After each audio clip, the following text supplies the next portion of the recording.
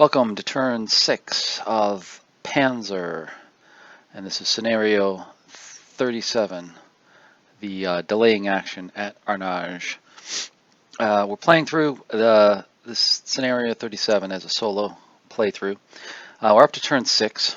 The German Panzer and Panzer Grenadier Company have pushed up the road here and discovered, purely by ambush, a H-35 that's now has our lead units in a crossfire here between the other H-35 that's damaged and the more dangerous CA-47 anti-tank gun over here, as well as we have potential units down here to fire, as well as discovered units well to the south here.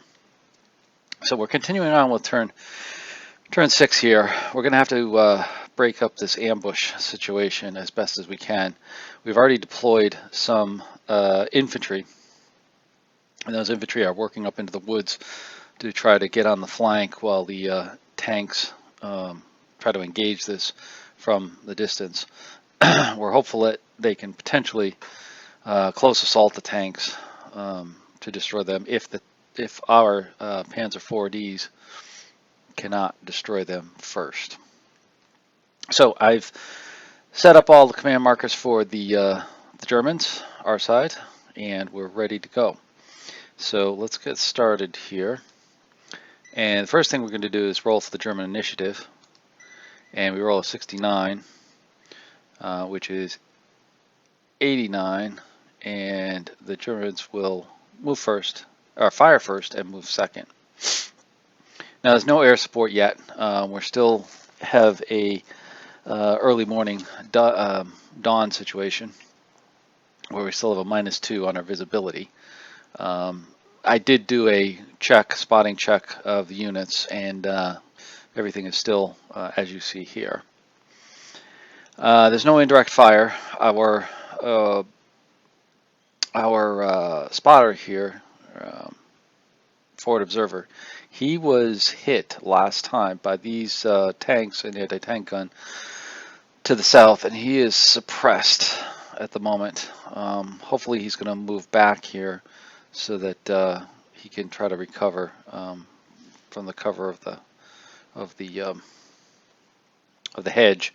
I could have had him go to the ground, but I really wanted to get him out of the way here, potentially back on the truck and get him out of there, because I'm trying to get them around behind this other hedge over here. So anyways, there's no indirect fire, so we'll go right to the German direct fire. And I think we're going to start off here checking the range between this Panzer 4D and this Panzer 2, there's two Panzer 4Ds, excuse me, potentially trying to take out this H-35. So he's at a range of 300 meters. So the first one, 301, is going to fire at him at a range of 3. Checking his command to see if he's moving or not. Rolls a 70, which he's not. He's going to have a fire command. So we've got a 70% chance of hitting him. So hopefully we'll get him, knock him out here. Rolls a 28, that is a hit. And location is a 4, so that's turret front. Now our penetration is now 9 to his armor of 8. So we do have penetration, but we're going to do variable penetration to see if that changes. Roll a 9, that's a +1, and a 5, which is nothing. So it winds up being a 10 to 8. So it penetrated, and now we'll check for damage. Rolls a 3, and there's a second turret damage marker placed on him, which means that turns into a knockout. So we knocked out that H-35 in front of us. Just update the markers there. Checking range for the anti-tank gun to the other tank, because we should be able to fire at him because we're veterans, so they can fire, even though they've got the same fire command, they can fire within 1 hex of a targeting unit. on here. So the Panzer 4D is going to fire at the CA-47, range of 4. It's going to need a 47 or greater to suppress, and 47 to 74, yeah, and then 75 greater to hit the to have an effective hit.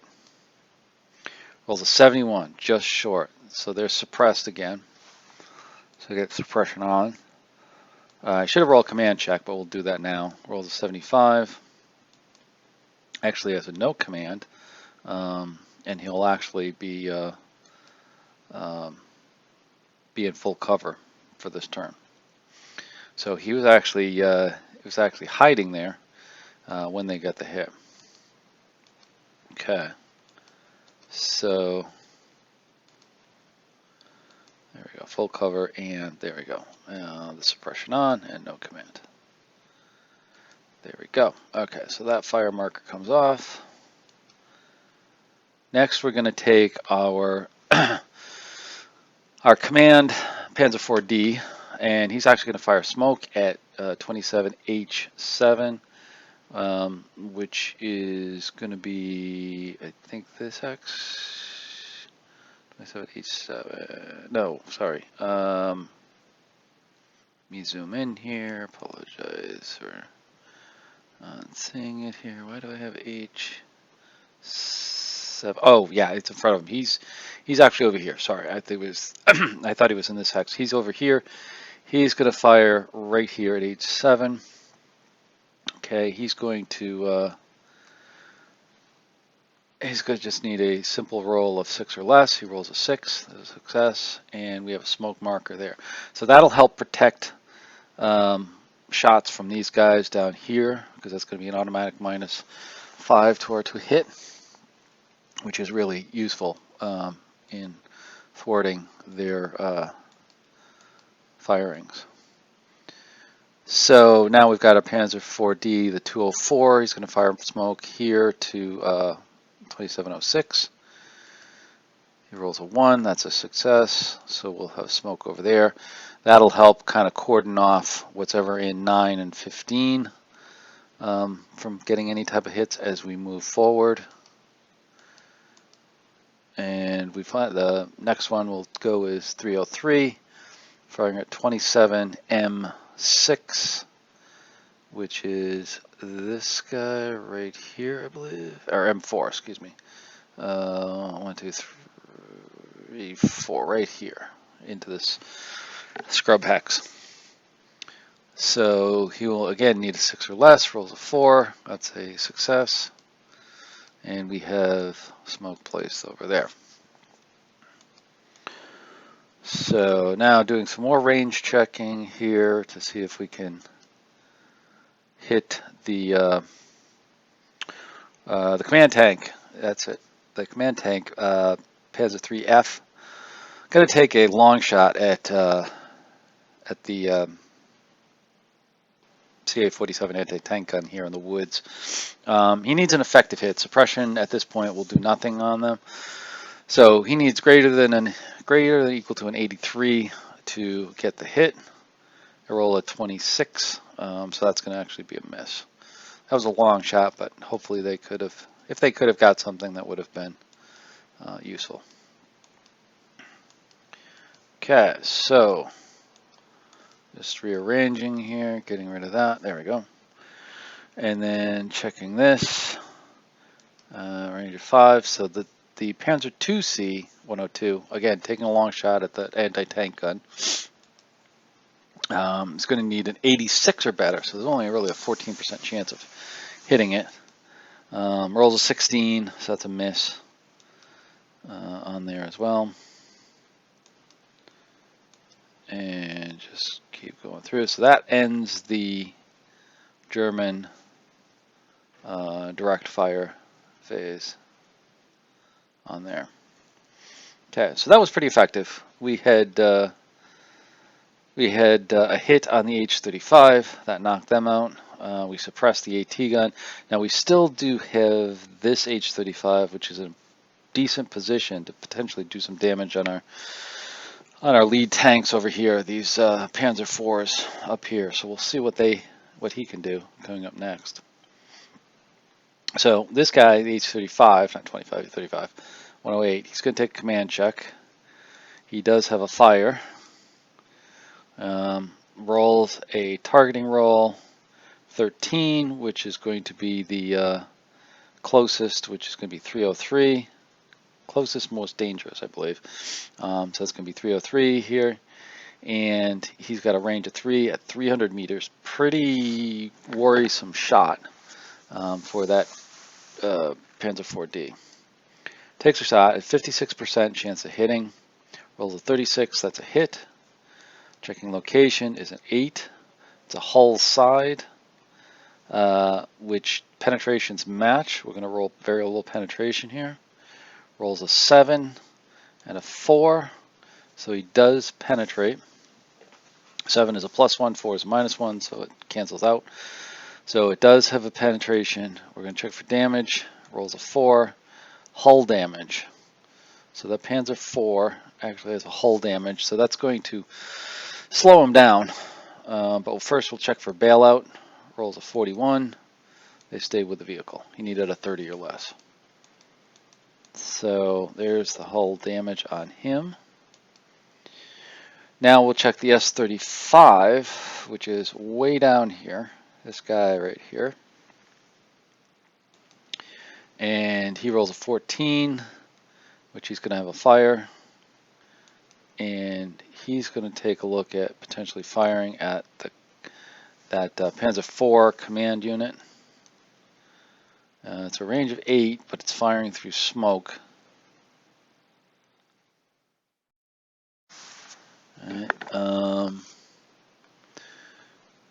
He will be, let's see, checking the other range here. He's actually going to, based upon the fact that the smoke is really going to reduce his chance of hitting, he is actually going to fire at the forward observer, seeing as he's already suppressed. So he'll need a 46 to suppress him again, and 46 to 71, and then greater than 72 to be effective. Rolls a 94. That's a hit. So that actually kills the forward observer. It's an effective hit on the forward observer. So that's bad. We just lost our forward observer. That means we won't be able to do indirect fire with these guys, which actually, if you notice, I forgot to fire them. So it's a little bit of fog of war on my stead. But also, he's not going to be able to command that, as well as help with the potential air support once the visibility comes up. Now, we can, I will say this, we do have the capability of using our command units to do spotting. A little less effective, but our command unit up here, I forget where he is, but he's somewhere around here. Yeah, he's in that stack. He could potentially spot for the indirect fire with these units. Unfortunately, our recon can't help because they're not of the same unit. It's a different unit, so they won't be able to help. So this is kind of painful for us. I mean, it's not so much in points, victory points, but it is from the standpoint of functionality of what we can do with our units going forward.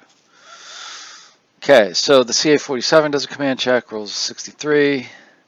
It's going to check his target, 27. He's now going to attempt to fire at that Panzer IV-D because that's the only one in range. It's a very low odds shot. I forget what it is here, but we'll see. It's a 21% chance of hitting. Rolls a 52. That's a miss. And next we move along here to the S-35-202. His command check rolls a 3. Oh, that actually means he's going to move, or potentially move. So he's going to actually get a move marker over here. He may be moving out to try to counterattack. We'll see how that goes. All right. Let's see, where are we here? C-47, AT-6. That's him. He's going to have, he can do a defensive fire against these guys. which is going to give him a +2 because he's no command. So at this point he can do a defensive fire against him. 14% chance of hitting. Rolls a 96 and he misses. Okay.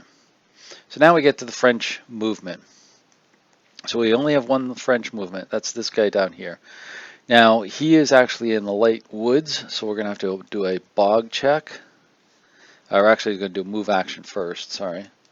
And he's going to move towards a victory hex. So that means he's going to move back, kind of in a direction back towards the edge of the board, because the victory hex is for the... There's only victory hexes for the Germans, so he's going to try to protect against the Germans going against it. So he's going to try to move back that way. It's going to be the ruling. So first he's got to do a bog check for moving out of the light woods. Roll 30% chance, got to roll 30 or less. Rolls 12, so he is actually bogged down. He can't move out of there this turn. So he stays where he is, and we'll take the marker off. So now we go to the German move phase. I'm just going to go back up here, and we're going to see first off our infantry starting to move into the woods to get closer to this H-35 up here, potentially close assault next turn. And then we've got some other infantry moving up over here. They're going to try to help shoot or get closer to get a better firepower on the anti-tank gun that's in there. And nobody can really see him to fire Overwatch. He's blocked over here, and he can't see over there as well because he's blocked through these trees on there. So there's no Overwatch on him and his movement. Of course, the H-35 fired, so he can't overwatch. So next we've got units moving up. We've got some of our half tracks moving up. We've got our command half track moving into the woods over there. And then we've got this infantry moving up, checking for possible Overwatch, but because of the smoke that really inhibits the Overwatch, so that they're going to bypass or pass on that. So again, we're moving up some more of the half tracks, kind of behind everything. He's going to move into there. He's going to try to move up over there. Again, no real AT fire because he's kind of blocked over there as he moved around this way to get around. And then we have our trucks coming up. And then we're going to have our, I think, more infantry moving. No, our tanks are moving. We'll get some more tank movement, and so yeah, so we've moved all of our tanks here. Yeah, everybody's moved up as much as they could. So we moved all the excess markers. Now we're moving on to the end of turn phase, where we're going to be doing counters, turrets, suppression, smoke, so forth and so on. So here we are going through, adding some more turrets. Now we're kind of cleaning up smoke. And our suppression on the CA-47 gun is flipped. And we're just doing a couple of range checks over here just to see what's what. And there we are at the end of the log file. So at the end of turn 6, you can see we have moved up. We have done some damage here to kind of break up this this ambush, but we still have this dangerous H-35 up here, potentially attacking infantry or our tanks. So hopefully they can close assault next turn. But we're going to have one thing with the close assault. Of course, this is early war, so these German units are going to have to morale check to see if they are up to assaulting the tank. But maybe the other Panzer IVs may take them out beforehand. with that. Meanwhile, these guys are suppressed down here. They are hull down, so it's going to be tougher to hit. But we do have a lot more potential units over here that can shoot and do some damage if they can see around the smoke and get some effective targets. So once again, I thank you for watching. This is the end of turn 6, Panzer, scenario 37, solo play of delaying action at Arnage. Stay tuned for turn 7 coming up hopefully tomorrow or Friday. So take care. Have a good night. Bye-bye.